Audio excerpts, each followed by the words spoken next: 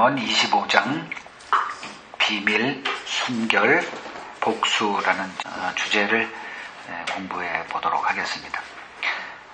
자, 먼저 2절에서 3절 같이 읽겠습니다. 이를 숨기는 것은 하나님의 영화요, 이를 살피는 것은 왕의 영화니라. 하늘의 높음과 땅의 깊음같이 왕의 마음은 헤아릴 수 없느니라.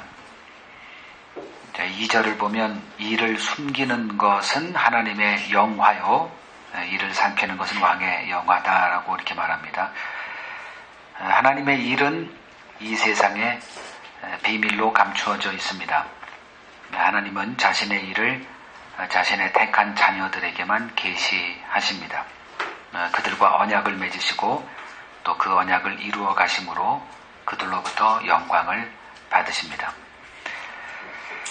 그러니까 성경 구절 두 개를 보겠습니다. 먼저 고린도전서 2장 14절을 보겠습니다. 세상이 하나님의 일을 알지 못하는 이유는 무엇일까 보겠습니다. 고린도전서 2장 14절 읽겠습니다.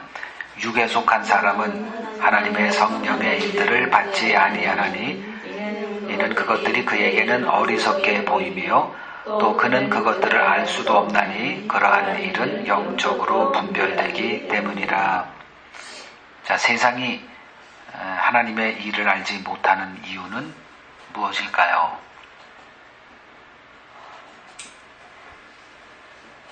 그들에게 무엇이 주어져 있지 않기 때문일까요?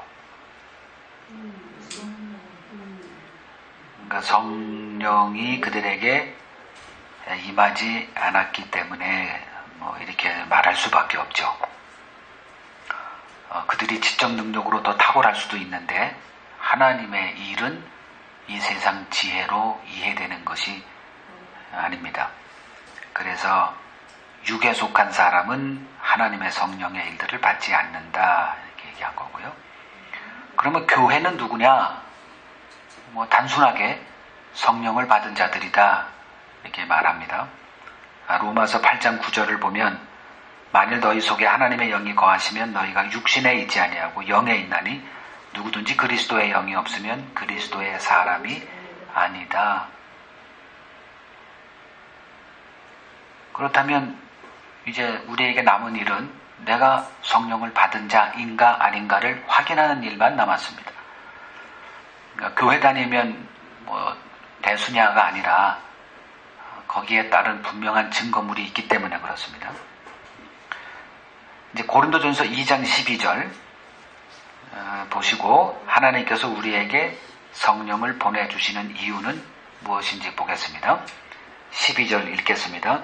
우리가 세상의 영을 받지 아니하고 오직 하나님으로부터 온 영을 받았으니 이는 우리로 하여금 하나님께서 우리에게 은혜로 주신 것들을 알게 하려 하심이라. 자, 성령을 우리에게 보내주시는 이유는 하나님께서 우리에게 뭘 준 것? 은혜로 주신 것들을 알게 하고자. 그러니까 그리스도인들이란 누구냐? 하나님의 은혜를 아는 자들이다 이렇게 정리를 하면 됩니다. 근데 문제는 은혜라는 그 개념을 어떻게 이해하고 있느냐가 이제 문제예요. 그러니까 오늘날 교인들이 이해하고 있는 하나님의 은혜는 거의 다는 아니겠지만 대다수가 이렇게 생각합니다. 이 땅에 속한 것들, 육신의 질병에서 고침받으면 하나님의 은혜다 이렇게 얘기를 하고요. 직장에서 승진하면 또 하나님의 은혜다 이렇게 얘기를 하고요. 사업이 망해갔는데 어떻게 잘 회생해서 번성하면 하나님의 은혜다. 자녀가 공부를 잘해요. 그리고 인류대학 입학하면 또 하나님의 은혜다. 이렇게 이해를 하고 이런 어휘를 써서 서로 대화를 해요. 그러다 보니까 이제 하나님의 은혜라는 이 개념이 이 땅에 속한 것으로 고착화되죠. 근데 하나님께서 우리에게 은혜로 주신 것, 성경은 뭐라고 얘기를 하죠? 구약 개념이라면 구약 개념은 그러니까 율법을 잘 지켜 행하면 이 땅의 것을 다 준다고 약속을 했어요. 그것을 이제 이해하는 방법이 뭐냐? 어린애한테는 지금 장성한 사람들의 관심사를 얘기해도 하나도 뭐 와닿지가 않죠. 그래서 하늘의 것의 모형인 이 땅의 것으로 이제 채워줘요. 뭐 장수한다든가 사업이 잘 된다거나 뭐 등등, 뭐 그것을 통해서 율법을 지키어서 그 율법을 행해서 하나님 자녀다움을 입증해라. 이렇게 구약은 돼 있고, 이제 신약은 어떤 거냐? 그 실체가 등장하셨죠. 그래서 예수님께서 이 땅에서 행하신 일, 그 가운데 그 모든 것이 다 이제 십자가로 이렇게 수렴이 되어졌죠. 그래서 하나님께서 우리에게 은혜로 주신 것을 입증하신 분이 누구냐? 예수님이세요. 예수님 안에서 이 모든 것들이 다 이제 해결이 된 거죠. 바르게 해석할 수 있는 거는 이제 예수님의 십자가를 보면 됩니다. 그래서 하나님께서 우리에게 은혜로 주신 것은 결국은 아들을 십자가에 죽게 한 일, 이겁니다. 그로 인해서 우리에게 하늘의 복의 통로가 열린 거다, 이거죠. 그 수단이 믿음이고요. 그 그리스도 안에 속한 자들에게 주어지는 그 하늘의 복, 주님이 예비하신 그 복, 그것이 이제 그리스도를 통해서 우리들에게 다 허락이 된 겁니다. 그럼 하나님께서 우리에게 은혜로 주신 것들을 좀 구체화시키면 뭐가 있겠어요? 우리가 그리스도 안에 거하게 됐을 때 우리에게 주어지는 그 선물들, 뭐죠? 그렇죠. 하나님의 자녀 되는 거. 그걸 이제 양자 된다, 이렇게 얘기를 합니다.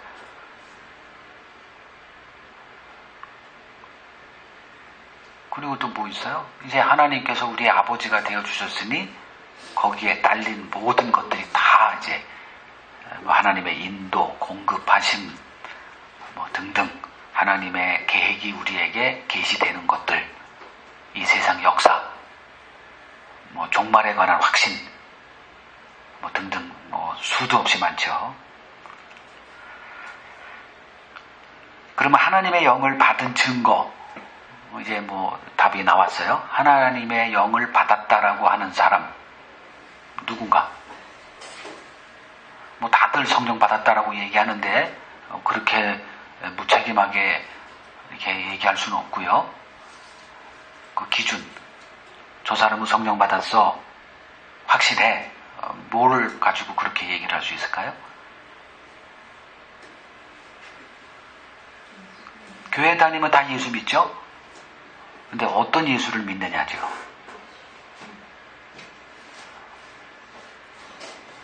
그럼 성령 받은 사람은 어떤 예수를 믿고 성령 받지 않은 사람들은 어떤 예수를 믿더라, 이렇게 분리하면 되죠. 그럼 성령 받은 사람에게 예수는 어떤 예수? 하늘의 복을 가져다 주시는 예수.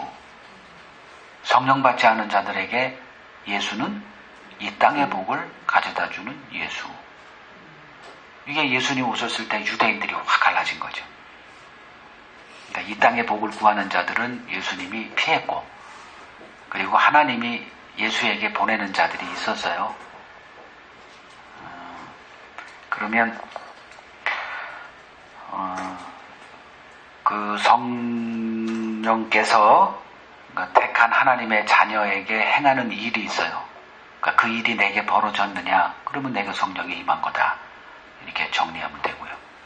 그럼 성령이 택한 하나님의 자녀에게 행하시는 일이 뭘까요?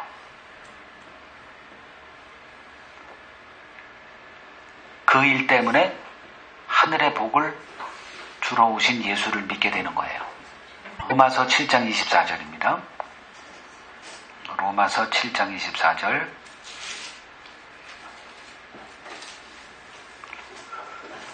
읽죠? 오라, 나는 곤고한 사람이로다. 이 사망의 몸에서 누가 나를 건져내랴. 정상적인 사람들, 이 세상에 속한, 육에 속한 사람이 이러한 현상은 있을 수가 없습니다. 자신을 사망의 몸으로, 병들었을 때는 그걸 사망의 몸이라고 표현하지 않죠. 그러니까 자신이 죄 아래 죽은 자라는 것을 알고 심각한 영적 고통에 사로잡히는 일이 벌어집니다. 이 세상에 불행해서 고통을 당했다는 게 아니라 성령이 임하면 성령이 임했을 때 벌어지는 성경이 얘기해주는 그 현상, 그게 요거예요.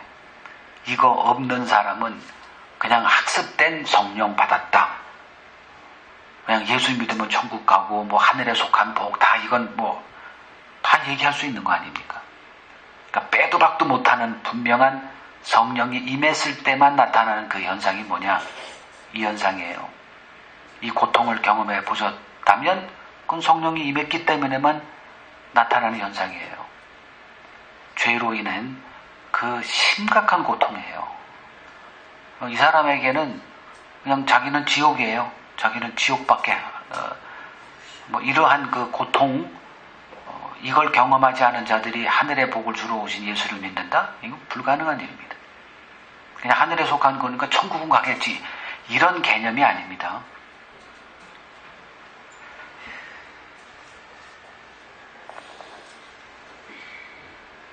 자, 이제 그 일을 숨기는 것, 하나님의 영광이다. 하나님께서 왜 이 세상에게 자신이 하는 일을 숨기고 있느냐, 왜 십자가의 복음이 이 땅에는 감추어져 있느냐, 이제 그 내용을 우리가 살폈고요. 두 번째 4절을 보겠습니다. 1절, 은에서 찌꺼기를 제하라. 그리하면 장색에 쓸만한 그릇이 나올 것이요.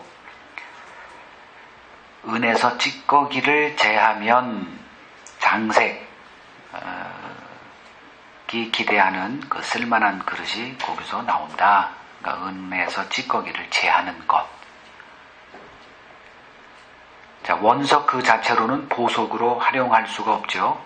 그러니까 원석에서 찌꺼기를 제거해야 그 안에 숨겨져 있는 보석이 그 모습을 드러낼 수 있습니다. 자, 하나님은 우리를 연단하심으로 하나님 나라에 합당한 자들로 이제 만들어 가세요. 연단이란 찌꺼기를 제거하는 일. 그래서 그걸 하는 게 뭐냐? 불로 연단한다, 이렇게 얘기를 하죠.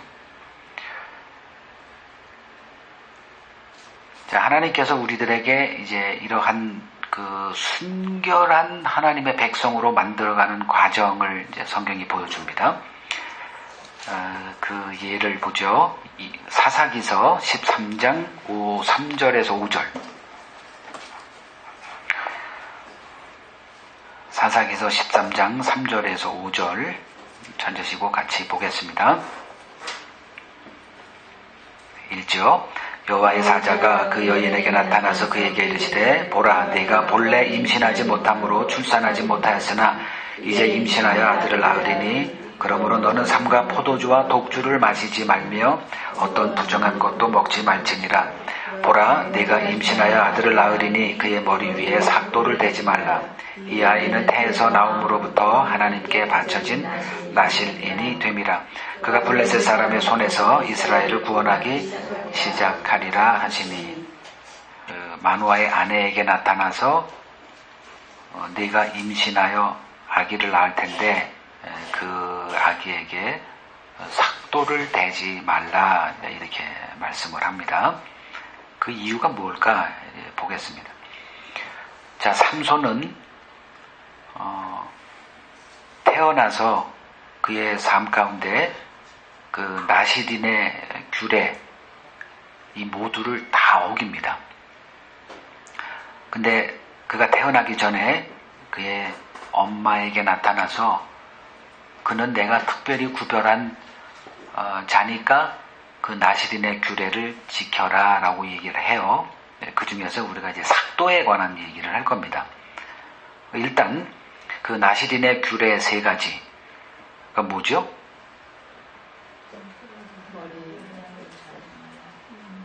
포도주, 독주를 금해라.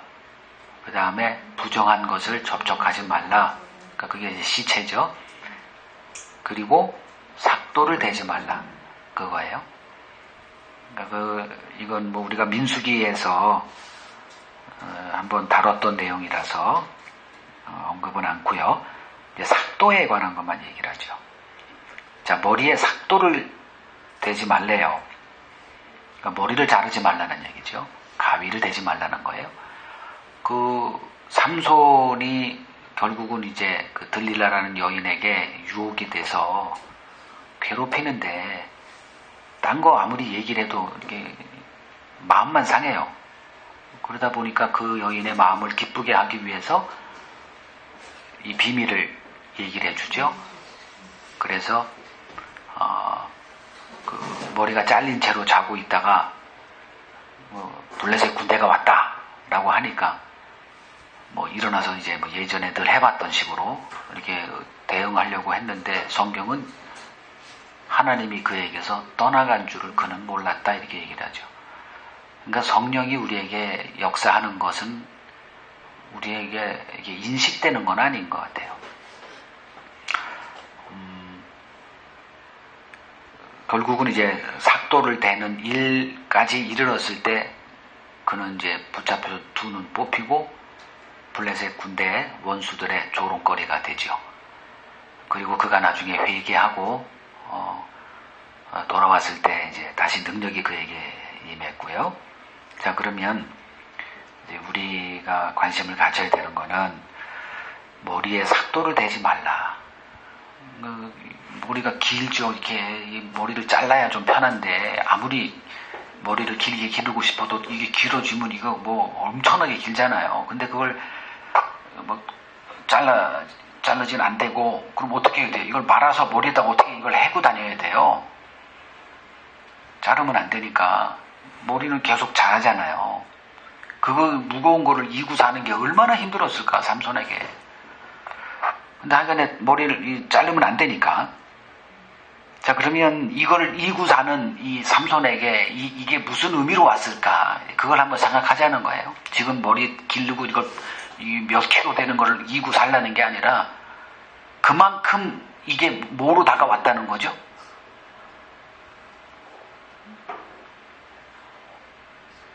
머리 짧게 축구 선수들 길게 하는 사람 있기도 있겠지만 대부분 잘라요. 귀찮으니까. 활동에 제한받으니까. 그리고 정치인들 가운데 이렇게 활동하는 사람들 긴 머리 가진 사람 없습니다. 왜냐하면 이게 너무 시간이 오래 걸리니까. 그래서 활동이 많이 해야 되는 사람들, 그런 사람들은 대부분 단발머리로 이렇게 살아가요. 편리함 때문에 그렇죠. 그러면 머리를 이렇게 기르게 한 거, 손대지 말라고 한 의미가 뭘까? 그 사람은 그걸 알고 사는 거죠. 그래서 이 머리는 뭐다? 이 머리카락을 여기다 이렇게 하는 거는 그에게 무슨 의미로 이렇게 이해가 되고 살았을까요? 난 나시린이다. 그 얘기가 무슨 말이에요? 어떤 특별한 목적으로 구별된 자라는 거를 이 머리가 계속 입증하는 거죠. 이걸 이고 사는 동안에 늘 그것이 자기에게 말씀으로 다가오는 거예요. 너는 나시린이야. 근데 그걸 잘라버렸다. 뭔 얘기죠? 하나님이 뭐 이렇게 간주하겠다는 거예요. 그걸 잘랐다는 얘기는 뭐 한다? 어떤 자다? 내 말 듣기를 거부한다. 요거예요. 잘랐다는 얘기는 하고 하느냐? 넌 내 말 듣기를 거부하고 있구나. 이상 얘기할 필요가 없어요. 그러니까 교회는 다니고 있지만 목사의 설교 듣기를 거부하는 사람이 있습니다. 이 사람들이 머리에 삭도를 대는 사람들이에요. 주의 말씀을 계속 듣고 있느냐? 그러니까 그 삼손은 중간에 이제 딴 데다가 마음을 더 썼죠. 그러면 안 들리는 거예요. 그 대가는 처참했어요. 처참했어. 그 하나님이 그에게 주신 영광이 있거든요. 그러니까 교회에 준 영광이 있어요.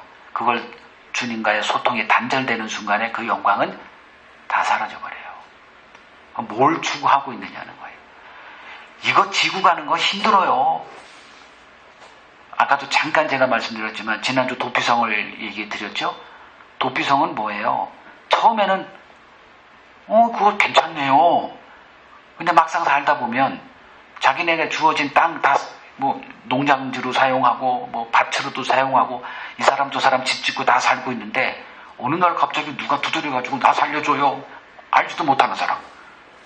이건 의무사항이에요. 문 열어주고 그에게 거처지 마련해주고 생계비 지원해주고 다 해야 돼요. 굉장히 갑갑한 것을 자꾸 우리에게 규례를 이렇게 줘요. 이게 이 머리카락이 그렇다는 거예요. 얼마나 부담스러워요. 이걸 쥐고 산다는 게. 그래서 성령이 뭐 다들 성령 받기를 원하는데 막상 성령이 임하면 인생이 이제 뭐 저소나무 철갑을 두르듯 말씀이 나를 이렇게 규제를 해요. 우리가 원하는 걸 하지 못하게 하기 위해서 성령이 왔거든요. 이 싸움이 우리에게 계속 주어지는 거예요. 이게 이 머리카락을 이고 사는 우리들의 그 나시림의 운명이죠. 근데 잘라버리면 편하죠. 내가 그리는 삶, 내가 원하는 대로 갈 수 있어요.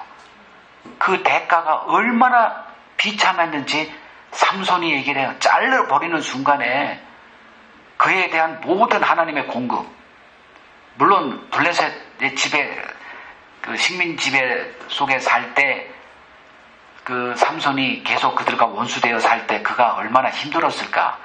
그거는 비할 수도 없는 고통이 잘라버린 자에게 임한 거예요. 내가 하나님의 말씀에 지도를 받고 있느냐. 하나님의 말씀이 우리에게 좋게 다가오는 건 없어요. 일상생활에서 크게 이렇게 하나님이 우리에게 베푸신 은혜는 영광이죠. 정말 감당할 수 없는 그 축복이고, 근데 일상생활에서 우리의 육신이 가려고 하는 그것을 막는 그 일 얼마나 괴로워요. 다 내 꿈이 있어요. 내가 그리는 뭐 이런 인생의 그림이 있고 가정에 대한 그림이 있고 직장에 관한 그림. 근데 성령이 와서 그걸 다 차단한다니까요. 이게 삼손에게 주어진, 즉 나시딘에게 주어진 운명이에요. 우리도 이제 말씀을 계속 배우다 보면 무게는 더 늘어날 거예요. 하나님의 말씀을 깊이 알아가면 알아갈수록 이 머리카락의 무게는 점점 더 할 수밖에 없죠. 이걸 이제 자라남이다 그러는 거예요. 자라날수록 의무사항이 더 많아지고요. 그 다음 구절 보죠. 디모데후서 2장 20절에서 22절을 보면 그러니까 주인에게 쓰임받는 그릇은 깨끗한 그릇이다라는 것을 이제 보게 됩니다. 20절에서 22절 한번 같이 읽어보죠. 큰 집에는 금 그릇과 은 그릇뿐 아니라 나무 그릇과 진 그릇도 있어 귀하게 쓰는 것도 있고 천하게 쓰는 것도 있나니 그러므로 누구든지 이런 것에서 자기를 깨끗하게 하면 귀히 쓰는 그릇이 되어 거룩하고 주인의 쓰심에 합당하며 모든 선한 일에 준비함이 되리라. 또한 너는 청년의 정욕을 피하고 주를 깨끗한 마음으로 부르는 자들과 함께 의와 믿음과 사랑과 화평을 따르라. 자, 20절에 큰 집에는, 이 큰 집이 뭔 집이죠? 하나님의 집이죠. 자, 하나님의 집에는 이제 하나님께서 쓰시는 그릇들이 있어요. 금, 은.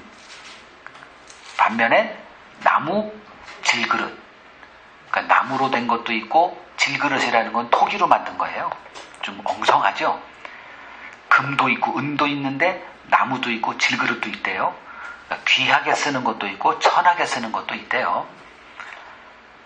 그런데 금이냐 은이냐 나무나 질이냐 이런 걸 이게 중요한 게 아니라 더 중요한 게 있대요. 진짜 중요한 게. 그게 뭐냐? 21절에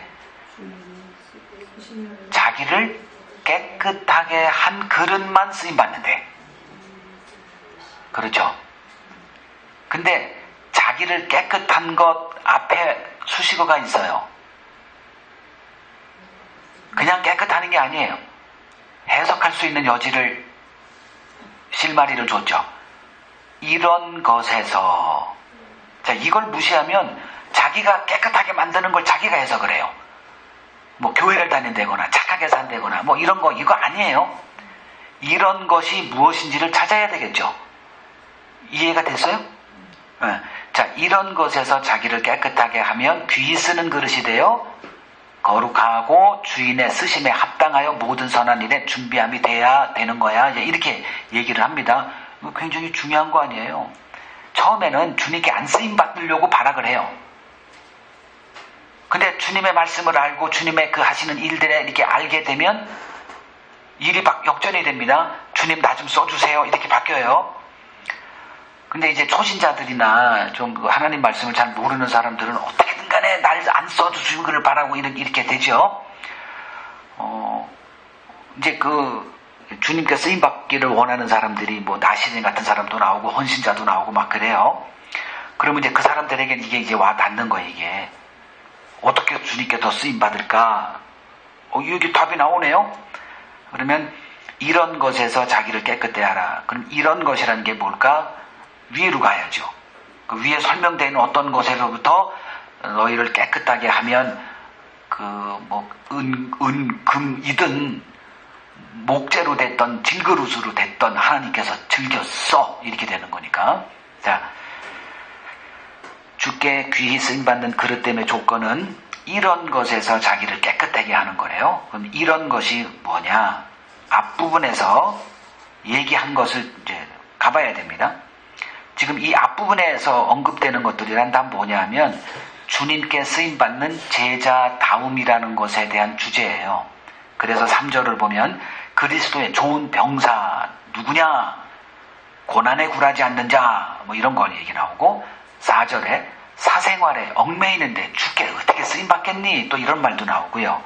5절에 주의 법대로 경기하는 자, 주의 뜻을 배워서 주님의 뜻 안에 거하는 거, 뭐 이런 거 다 얘기해요. 그 다음에 15절 1절 진리의 말씀을 옳게 분별하며 부끄러울 것이 없는 일꾼으로 인정된 대로 자신을 하나님 앞에 드리기를 힘쓰라. 이제 이런 얘기가 나오죠. 그러니까 준비하라는 거예요. 그러니까 복음을 정리해라. 이제 그거예요. 정리 안 된 복음은 나오질 않아요. 그래서 제가 여러분들에게 내 것으로 만드십시오. 계속 제가 지금 강조하는 거예요. 남 얘기 전달하면 능력 없어요. 내 거로 만들어야 됩니다. 그래서 내 복음이 될 때까지 정리해서 그 상황에 맞게끔, 그러면 자유함을 얻죠.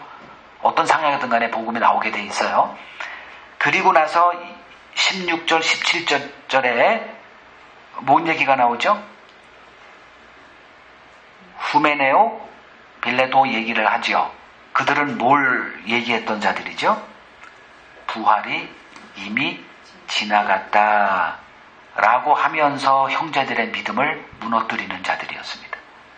자, 그러면 이 후메네오 빌레도가 그냥 지어낸 어떤 걸 가지고 그냥 이런 얘기를 했을까? 아닐 거예요.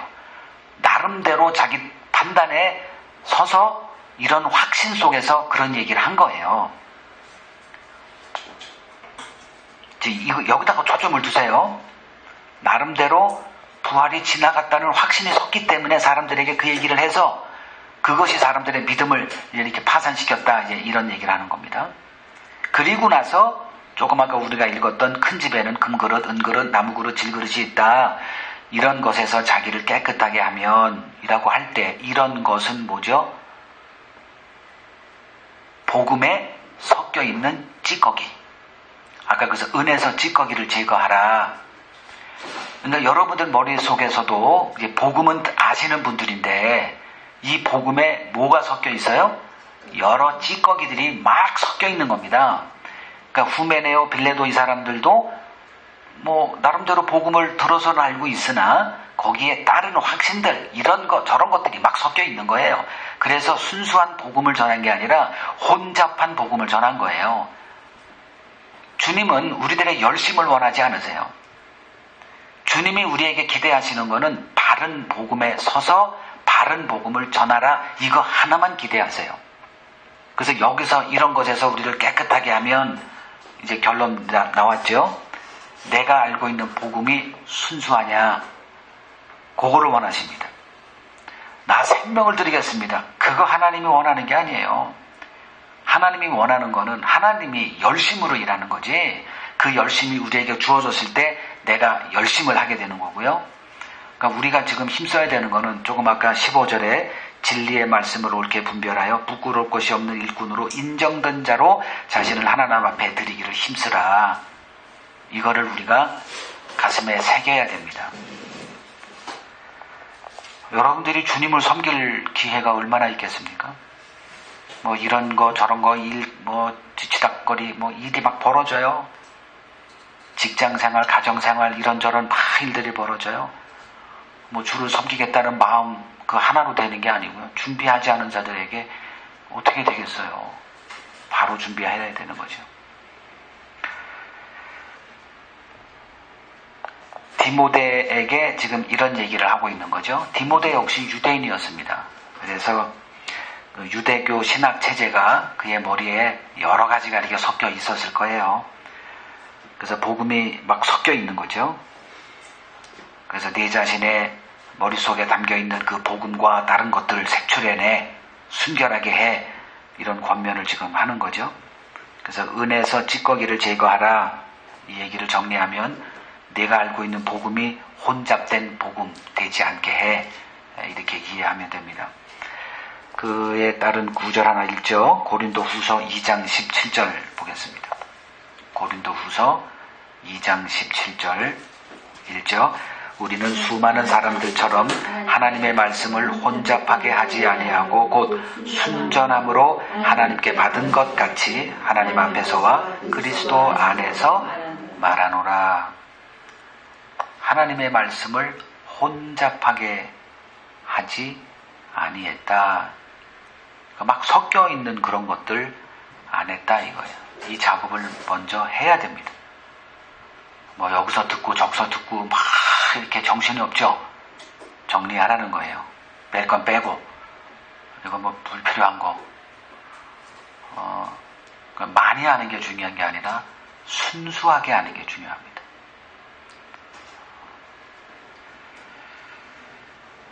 이제 마지막 주제 보죠. 복수에 관한 주제 봅니다. 21절에서 22절 읽겠습니다. 내 원수가 배고파 하거든 음식을 먹이고 목말라 하거든 물을 마시게 하라. 그리하는 것은 핀 숯을 그의 머리에 놓는 것과 일반이요 여호와께서 내게 갚아 주시리라. 누가 배고파 하거든? 원수예요. 원수는 나를 죽이려 하는 자입니다. 나에게 뭐 감당할 수 없는 해를 끼치고자 하는 자가 배고파 하거든 음식을 먹이고 그가 목말라 하거든 물을 주래요. 근데 22절 그 다음 구절이 신기한 말이 있죠. 그리하는 것은 핀 숯을 그의 머리에 올려놓는 것과 같아. 이런 얘기를 합니다. 이게 복수예요, 복수. 근데 복수를 어떻게 하라? 그의 필요를 채워주는 거로 하래요. 그래 놓고 이제 결론으로 여호와께서 네게 갚아주실 거야. 즉 복수는 누구에게 속한 것? 하나님께 속한 것. 이 얘기를 하고 있습니다. 자, 로마서 12장 17절에서 21절을 보겠습니다. 아무에게도 악을 악으로 갚지 말고 모든 사람 앞에서 선한 일을 도모하라. 할 수 있거든 너희로서는 모든 사람과 더불어 화목하라. 내 사랑하는 자들아 너희가 친히 원수를 갚지 말고 하나님의 진노하심에 맡기라. 기록되었을 때 원수 갚는 것이 내게 있으니 내가 갚으리라고 주께서 말씀하시니라. 내 원수가 줄이거든 먹이고 목마르거든 마시게 하라. 그리함으로 내가 숯불을 그 머리에 쌓아 놓으리라. 악에게 지지 말고 선으로 악을 이기라. 이렇게 말합니다. 이 구절을 사도 바울이 인용을 했죠. 21절에 악에게 지지 말고 선으로 악을 이기라 이렇게 얘기합니다. 이 구절을 우리가 이제 바로 해석을 할 줄 알아야 돼요. 선으로 악을 이기라. 선과 악 등장합니다. 선은 뭐고 악은 뭘까요? 선으로 악을 이기라 이렇게 얘기할 때 선은 뭐고 악은 뭘까요?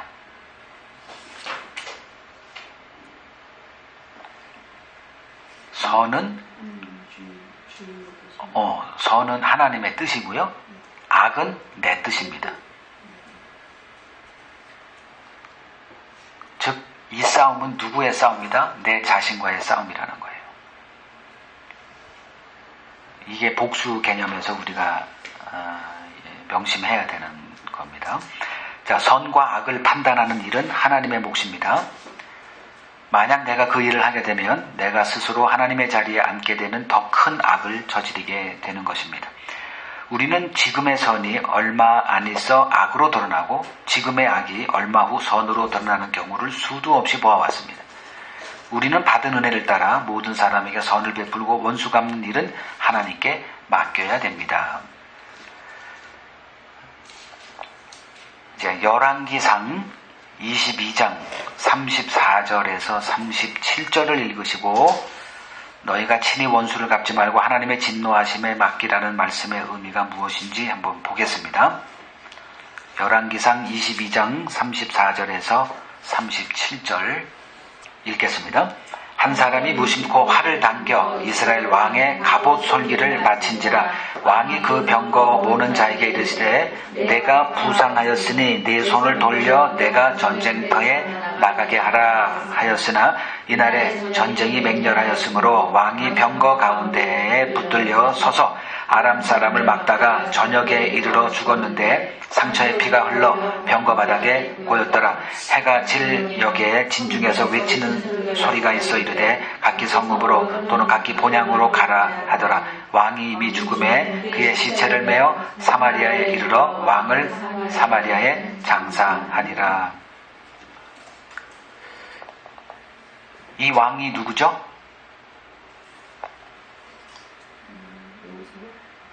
아합이죠. 아합. 그 아합이 여호사밧과 동맹을 맺고 그 빼앗긴 땅을 회복하고자 그 전쟁을 일으킨 그 전투에서 이제 아합 왕이 죽습니다. 자, 배경을 설명합니다. 아합은 그 아내 이세벨과 결혼한 후에 그 상상을 초월한 악을 행했던 자입니다. 이스라엘의 선지자들을 다 죽여버렸어요. 그리고 포도원이 탐나서 그 포도원 주인 나봇을 죽이고 그 포도원을 강탈했던 사람입니다. 그래서 하나님께서 엘리야 선지자를 그 아합에게 보내서 그의 악을 지적을 합니다. 그 엘리야의 그 메시지를 듣고 이 아합 왕이 깜짝 놀랍니다. 그래서 그가 회개를 하게 됩니다. 그게 21장에 나오는 내용이에요. 그 아합이 회개하자 하나님께서 그에게 내리려고 했던 진노를 철회를 해버립니다. 그러나 진정한 회개가 아니었기 때문에 자기의 길을 바꾸지는 못했습니다. 그리고 나서 아람에게 빼앗긴 영토를 되찾고자 이제 유다 왕 여호사밧과 동맹을 맺고 이 아람을 침공하게 됩니다. 그때 이제 여호사밧 왕이 전쟁하기 전에 하나님의 뜻이 무엇인지를 한번 물어보자. 너희에게 그 하나님의 뜻을 물어볼 선지자가 없느냐? 그렇게 얘기하자 그 한 사람이 있기는 한데 이 사람의 하는 말은 늘 내 심기에 이게 아주 불쾌한 말만 해서 난 그를 가까이 두지 않아. 그리고 내 주변에 여기 몇백 명의 이 선지자들이 있으니까 이들이 다 나가면 승리한대. 이 여호사밧이 하나님을 아는 자예요. 그래서 그 얘기를 딱 듣는 순간에 분별이 돼요. 뭐 그런 법이 어딨어. 하나님의 말씀이 이 많은 사람들이 동일하게 얘기했다고? 이거 아니야. 그래서 그 당신에게 그 쓴소리하는 그 선지자 좀 데리고 와봐. 그래서 데려와서 이제 이 전쟁에서 우리가 승리할 거냐 이제 물어요. 그때 이 선지자가 미가야인데 나가서 승리할 겁니다. 이렇게 얘기를 해요. 그러니까 아합이 알죠. 그런 얘기 한 적이 없다는 걸 아니까 똑바로 얘기를 해. 그랬더니 이제 미가야가 이 전쟁 나가면 당신 죽소. 뭐 이 얘기를 한 거예요. 그거 봐. 내가 얘기했던 대로 저렇게 재수없을 때니까. 그래서 이제 내가 저를 가까이 두지 않는 거야. 이제 이렇게 얘기를 합니다. 뭐 그렇게 하고 이제 전쟁에 나가요. 나가는데 이 아합 왕이 갱기죠. 이 전쟁 나가면 죽는다는데 뭐 다른 사람들 다 승리한다고 하는데 이 한 사람의 말이 계속 갱기는 거예요. 그래서 만에 하나 그런 일이 혹시나 벌어질까봐 여호사밧 왕과 옷을 바꿔 입고 나가요. 그러니까 네가 대신 죽어라. 근데 여호사밧 왕이 그걸 다 알고 있는데도 그걸 입고 자기는 나가. 그 요리조리 피했죠. 근데 아까 우리가 읽었던 하나님이 그를 이 전쟁에서 죽이기로 작정한 그 일이 어떻게 벌어졌느냐. 34절에 한 사람이 무심코 활을 당겨서 이렇게 했는데 이게 이스라엘 왕의 갑옷 솔기를 마친 거예요. 그래서 그날 피를 흘리고 결국은 죽게 되고 장사가 됐죠. 자, 하나님이 죽이기로 작정한 자는 하나님이 알아서 죽이더라. 이게 무심코 던진 그 쏜 화살이 그의 갑옷을 뚫고 그를 찔렀다. 이게 되는 거죠. 자, 교회 내에서 복음을 방해하는 자들이 있어요. 그 자를 통해 하나님께서 뭔가를 하시는 거예요. 뭐 이런 일도 다 하나님이 하시는 겁니다. 근데 이제 그것이 이게 눈에 성가스럽죠. 그래서 이제 어떤 것들을 이렇게 기존 교회 같은 경우는 당회를 열어서 그 자를 이렇게 내쫓거나 출교를 시키거나 구약에 뭐 신약에 뭐 공회를 열어서 누구를 정죄를 하고 출교를 시키는 어떤 이런 일들, 이런 일들을 정당화할 수 있을까? 그때 피해를 본 사람들은 다 하나님의 종들이었어요. 그러니까 미가야 선지자와 같은 그러한 운명을 다 이렇게 맞게 된 거죠. 여기에 대한 하나님의 경고입니다. 그러니까 눈에 가시 같아서 내가 어떤 걸 계획하고 내가 그걸 뽑아서 이렇게 처리하는 거 하지 말라는 거예요. 그것이 하나님의 주권을 인정하는 자의 마땅한 자세라는 거죠. 하나님이 사탄도 사용하시는데 복음의 원수도 사용하세요. 거기서 어떤 일을 이루세요. 우리에게는 참 이게 감당하기가 쉽지 않아요. 근데 그 일을 하시는 분이 하나님이라는 거예요. 그래서 우리는 하나님께서 하나님의 방식으로 또 하나님의 때에 그 일을 처리한다는 것을 믿고 기다려야 됩니다. 그 사울을 2번 죽일 기회가 있었죠. 다윗에게. 그 사무엘상 24장 그리고 26장 2번 누가 봐도 이제 그만, 너의 고난 이제 그만해. 내가 사울을 네 손에 줬으니까 이제 처리하고 끝내. 라고 할 만한 그 상황이 2번 연출됩니다. 근데 다윗은 여호와의 기름 부은 자든 자에게 내가 어떻게 손을 대? 즉 하나님이 뭔 일을 하시는지 내가 어떻게 알아? 요렇게 해석을 하고 손 안 댔어요. 그 대신 부하들의 언성을 받았을 거예요. 그냥 사울 하나 처리하면 고난 끝. 그리고 그의 약속된 왕권 뭐 찾아서 이제 편하게 살 수 있죠. 근데 그걸 거부했어요. 그러니까 하나님이 알아서 결국은 다 전쟁에서 사울을 죽이시고 또 오랜 세월 또 그 이스보셋과 또 전쟁을 벌이면서 기다리고, 근데 결국은 다 다윗에게 와서 무릎 꿇고 왕으로 인정하더라는 거죠. 우리의 그 인간적인, 즉 육적인 생각을 앞세워서 내가 하지 마 이거예요. 이런 일까지도 하나님이 하시는 일 중에 하나야. 그러니까 이거를 인정하라는 거죠. 이것이 너희가 친히 원수를 갚지 말고 하나님의 진노하심에 맡기라 라는 말씀의 의미입니다. 자, 오늘 여기까지 말씀을 나누겠습니다.